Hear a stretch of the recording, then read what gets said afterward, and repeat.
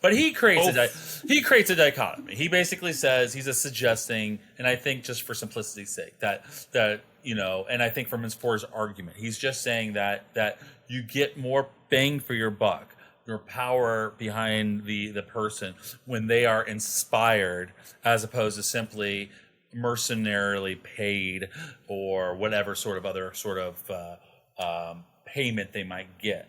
That's all valuable, and they'll come in and do their job. If they're professional, they'll do it well. But if they're inspired, they'll go above and beyond. And I got a personal anecdotal story around that to some degree. And it's not really inspired about what they were doing. It was that I was inspired by the boss I worked for. I felt a compassion and an energy for that person, and so I think that inspiration can be directed at many things. And my story goes like this. It's a very short one, and it's almost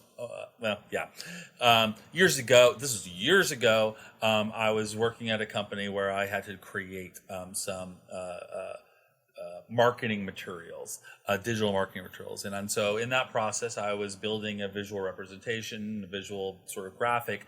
And I went online to get these, as we did it back in the day. I believe it was probably Getty. This is a plug, I guess, I don't know, for Getty Images.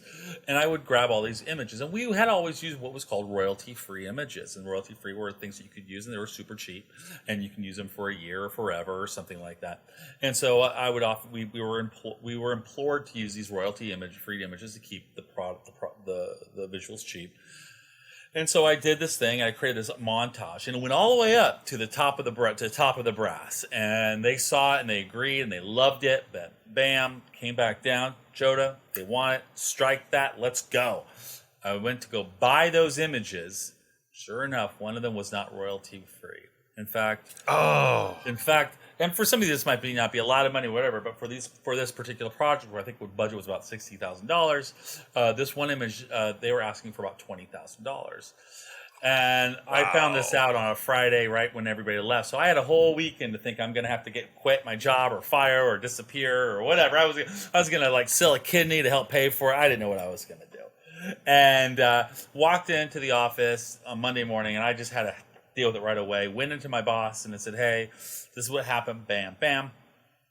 The first thing she said to me, she looked at me and she said, "Wasn't you messed up? What were you thinking? Why weren't you focused on what you did? Whatever." She didn't aim any of the issues on me.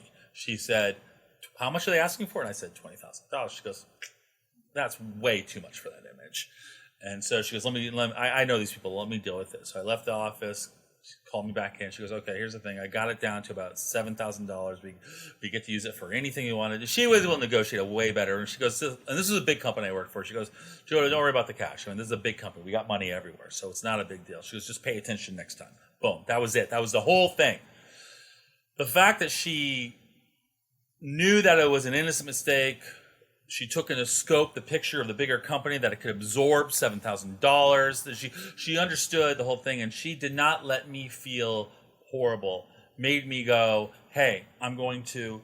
What it did is it made me go, "I really appreciate this person." And from that time moving forward, I was inspired to do my best for this person because of the care that this person had for me. And like I said, it's not a direct corollary to what he's talking about, but it is that notion of where my limbic brain was responding to this person. Mm-hmm. She didn't say, "Hey, Jodah, I'm going to give you another $50,000 a year," or "Hey, Jodah, no, this was an act of kindness that inspired me to now want to actually do better by this person."